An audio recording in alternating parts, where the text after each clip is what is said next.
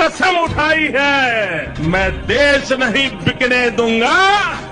सौगंध मुझे इस मिट्टी की, मैं देश नहीं बिकने दूंगा।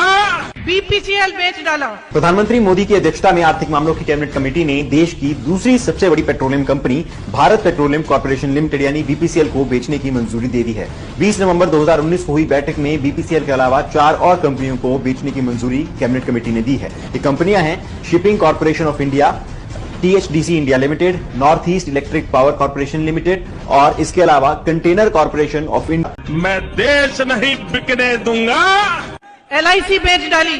सरकार एलआईसी यानी लाइफ इंश्योरेंस कॉर्पोरेशन में अपनी हिस्सेदारी बेचेगी। एलआईसी में सरकार की 100% हिस्सेदारी है। सरकार अपनी कुछ हिस्सेदारी बेचकर पैसा जुटाना चाहती है। मैं देश नहीं बिकने दूंगा। एयर इंडिया बेच डाला। एयर इंडिया बिकने के लिए फिर से बाजार में आ गया है और इस बार जो शर्तें हैं वो काफी अट्रैक्टिव हैं। लेकिन बहस ये चली है कि क्या फैमिली सिल्वर को बेचा जाना चाहिए। मैं देश नहीं बिकने दूंगा। रेलवे भी बेच डालने की योजना कर रहे हैं। सरकारी कंपनियों में हिस्सेदारी बेची जा रही है। अरबों खरबों का बजट होने के बाद भी सरकार को अपनी कंपनियां क्यों बेचनी पड़ रही? आखिर इस देश की जनता कब तक सोई रहेगी?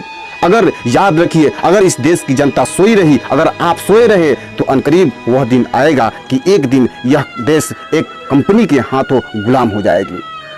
और गुलामी क्या होता है आपने तो जानते ही होंगे।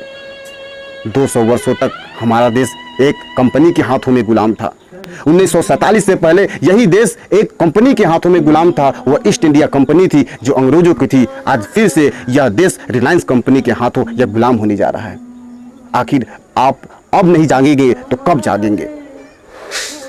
मैं मोदी सरकार से पूछना चाहता हूं, क्या आपने जब चुनाव लड़ा था तो क्या आपने मैनिफेस्टो में यह बात लिखी थी कि मैं जब देश के में आऊंगा, सत्ता में जब आऊंगा तो मैं देश की संपत्ति को बेच डालूंगा? यह अधिकार आपको किसने दिया है कि आप देश की संपत्ति को बेच रहे हैं और यह कहते हुए बेचते हैं कि इसको बेचे बगैर देश चलेगी ही नहीं? आपका बजट फेल हो गया, आप फेल हो गए सरकार चलाने में, आपकी नीति फेल हो गई। अब आप इस देश को फेल करने चले हैं तो याद रखिए, हम सब इस देश को फेल नहीं होने देंगे। हम जैसे नौजवान जो इस देश में बड़ी संख्या में पढ़े हुए हैं, मैं उन शिक्षित नौजवानों से, जो पढ़े लिखे व्यक्ति से मैं कहना चाहता हूं, आप जागिए। अगर आप आज नहीं जागेंगे तो अनकरीब ही वह दिन आएगा कि आप और हम सब एक कंपनी के गुलाम हो जाएंगे।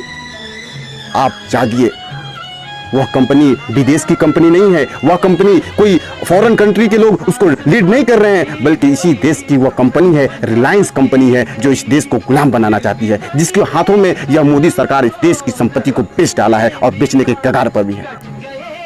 लेकिन इस देश की जनता इस बात को अभी नहीं समझ पा रही है। आई होप कि यह वीडियो देखकर मेरे नौजवान इंस्पायर होंगे, उनको बात समझ में आएगी और वह देश के लिए आवाज उठाएंगे। मैं चाहूंगा कि मेरे प्यारे दोस्तों, अगर आपको यह वीडियो देख रहे हैं और अच्छी लग रही है तो इस वीडियो को अपने दोस्तों तक पहुंचाइए और उन शिक्षित लोगों को, उन तमाम लोगों को जो देश के प्रति उनकी सोच है, जो देश को चाहते हैं कि मेरा देश विकास करे, तो उनके पास इस वीडियो को पहुंचाकर उनको जागरूक कीजिए और देश के हित में आवाज उठाने के लिए उसके लिए उनको कहिए और उनको कहिए कि देश के लिए आवाज उठाए और आप भी जहां भी है वहां से आवाज उठाइए। चलिए, थैंक यू, बहुत बहुत शुक्रिया।